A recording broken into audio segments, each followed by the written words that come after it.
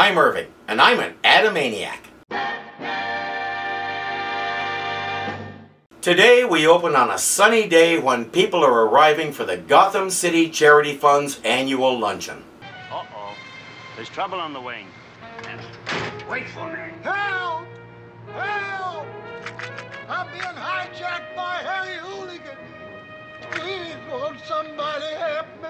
Foul play in our fair city. That crooked quacker's up to no good. The best way to find out is to stand there and talk to yourself. Going over there would just be too much work. Citizen Penguin to the rescue. You foul filcher. I went frame by frame to be sure. We didn't see the tip of his umbrella as he was getting out of the car, so it looks like he already had that on it. That doesn't look like a setup at all. And if it's not a setup, what was he planning to do with it at the charity luncheon? A fine. I'll teach you to prey on helpless Gothamites. Penguin, what's going on here? It's me you should be slugging. Well, if you insist. What Citizen Penguin molest a minion of the law? Ah, it's inconceivable. Oh, take care of this poor old man. Commissioner Gordon is appropriately appalled. We can't have guys like the Penguin going around doing good stuff. Saved a baby in a buggy from being hit by a truck, and then donated $100,000 to the Gotham City Charity Fund. You're absolutely sure it was the Penguin? Yeah, he's kind of nondescript, not much about him that stands out, so it could have been somebody else. He and O'Hara are stumped as usual, so of course they call Batman. At Wayne Manor, Dick is practicing Shakespeare. Be still. Before Bruce could stop him, Dick finished the scene, not realizing that it wasn't a prop dagger. After a few years, memories began to fade, and people started to wonder if there ever actually was a Robin the Boy Wonder, or if that was just a myth. Very nice that you're playing the lead in Macbeth, Dick, but don't forget that you have a civics exam coming up. Exams are more important than school plays because they make you wish that dagger was real. Besides, Alfred may be getting uncomfortable. Oh, not at all, sir. I've always had a fondness for Shakespeare.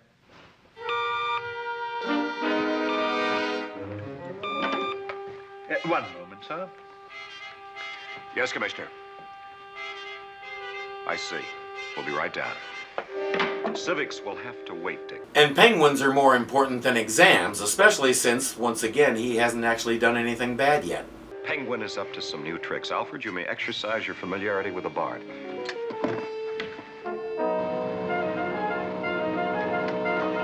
We go through the stock footage while we learn that the episode is called Hizzoner the Penguin.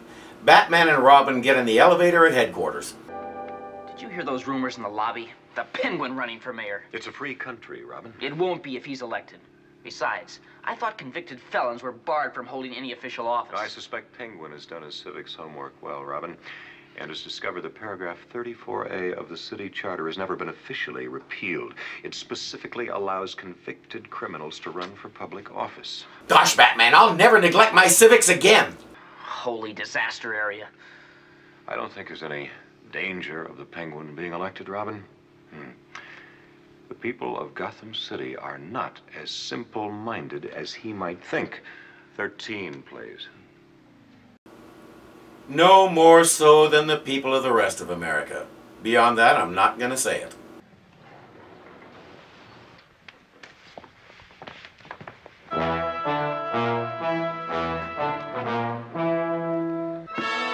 People never learn. Batman learns that the whole city is endorsing the Penguin because of all the cool things he did today. Send in Gallus, Rooper, and Trendek. Sounds like a gladiator team.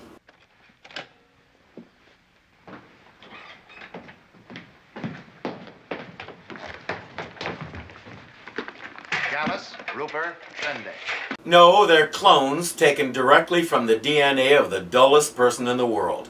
They're pollsters here to give the mayor the bad news. Penguin leads him 2-1. Now, if you'll excuse us, we have an appointment with the other candidate.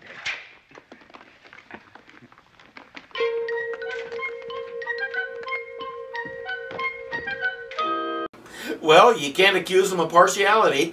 They're off to the set of Batman Returns to deliver this plot to them. I don't have a chance.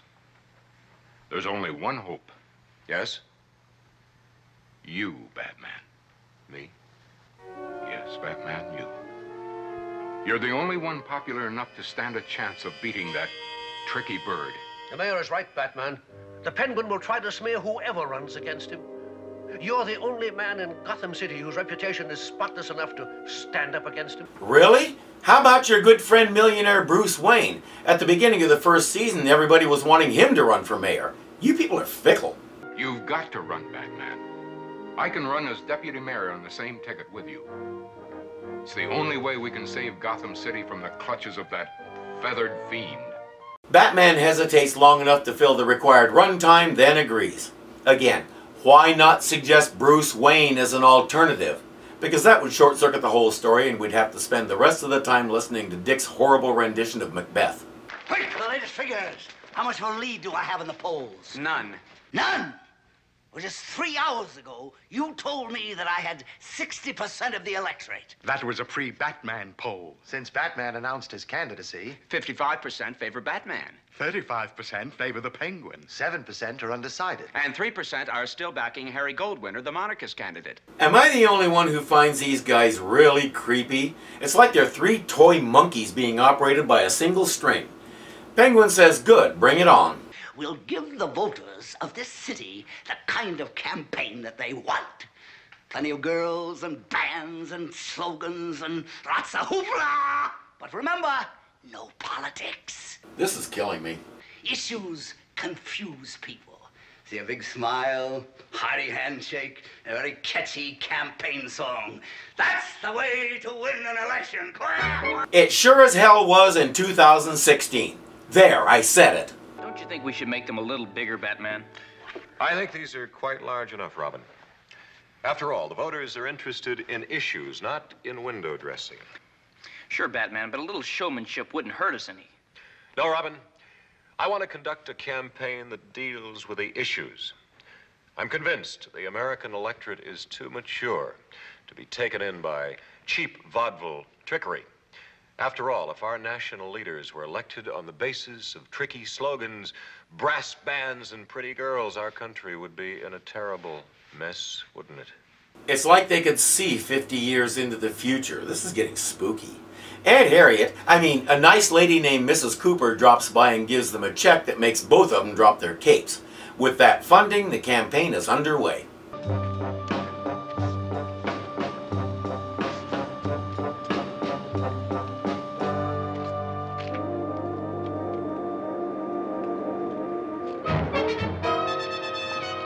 Hey, you! That's against the law.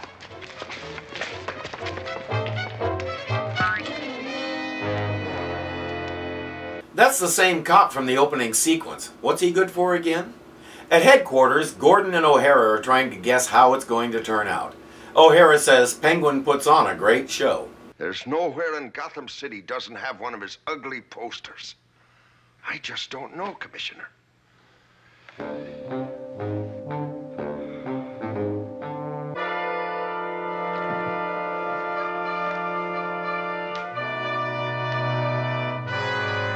I'm not asking. Batman is holding a rally.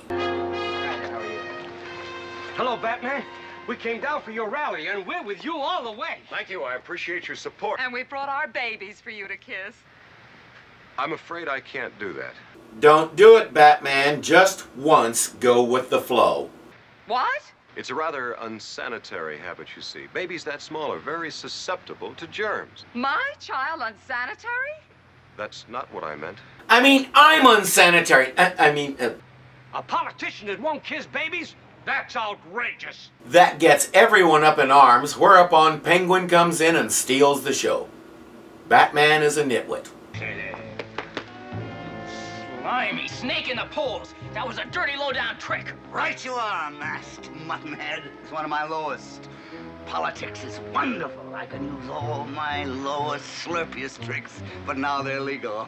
Oh, I should have been a politician years ago. I don't know how much more of this I can take. I'm glad to see so many citizens who are concerned about their city's welfare and interested in its problems. Governing. Batman would put a little more zip in his speech. crime. Chief. Oh, sorry, Commissioner. Nobody can seem to convince Batman that he needs to get people's attention before they'll listen to him. Couldn't you get Batman to agree to one little brass band? Batman feels that a political campaign should not be a vaudeville show, Mayor Lindsay. But this isn't a political campaign. This is a funeral service. I've been to more funeral services than I'd like, and they were all way more interesting than this.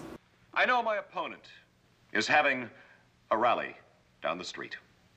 I hope that he, too, will address himself to basic issues.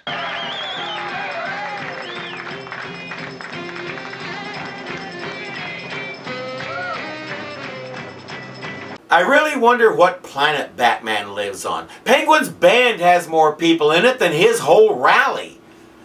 Paul Revere and the Raiders were a huge band at the time, so there's our cameo this episode. They must have had to pay him a lot because this belly dance goes on way too long. Then Penguin actually does a song with them that I wish I could show you. The Penguin Party stands for Mother. Country. The flag. It's such a pleasure to hear plain, honest talk from a candidate instead of the usual political mumbo-jumbo. Holy giveaways, Batman. No wonder we couldn't get anyone at our rally. Penguin was serving free champagne down the block. To each his own, Robin. Penguin depends upon the cynicism of the people, while I depend on their good judgment. Let's just hope that I'm right. You better hope your voters are awake on Election Day. What's on our agenda for the rest of the day? You're scheduled to address 2 fraternal orders and a women's garden club. Which is first? The Grand Order of Occidental Nighthawks. They call this morning and ask you to speak to the members. The Grand Order of Occidental Nighthawks. I wonder if there's any particular significance to that name. Okay, you got this one. Just apply all your brain power. After all, there's more to Penguin's caper than just running for mayor. If he wins, he'll bleed Gotham City dry. Grand Order of Occidental Nighthawks. Want to feed it to the Bat Analyzer and see what we get? Really? That won't be necessary, Robin. G-O-O-N. Robin said, "What's that spell?" And Batman backhanded him. Those faces look awfully familiar, Batman. You're right, Robin. I recognize 3 of them from the Gotham City police files. I smell a rat. 2 rats, Boy Wonder. And guess who the cats are? We get a good old Batman fight scene, including more umbrella sword fights, until... All right, Batman. Enough of the fancy umbrella play. Since you're so eager to discuss the weighty issues in the campaign, Batman, we've fixed up a little surprise for you. Oh, he needs to make a habit of leaving Robin at home for the first episode.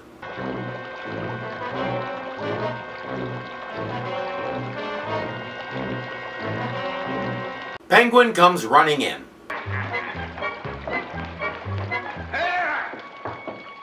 What's going on here? This is outrageous. How dare you threaten the life of a political candidate?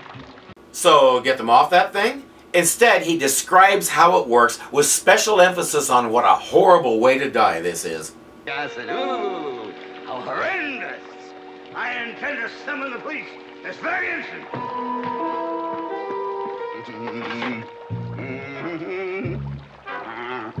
Oh, dear me. I seem to have run out of dime. He is really milking this. How tragic. Well, don't fear, Batman. I shall run to the police station myself. If I hurry, I shall be there in 3 or 4 hours at the most. I'm off and running. Citizen Penguin to the rescue. He's a race. He's a race. I'm winning. I'm winning. Cliffhanger achieved. I know Batman and Robin are in mortal peril, but I cannot stop laughing at Penguin's antics.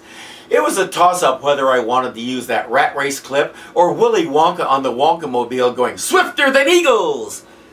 Burgess Meredith, well, do I really have to say anything? And we still don't know what the Penguin's plot is. Until next time, that is. Until then, I'm Irving and I'm an Adamaniac.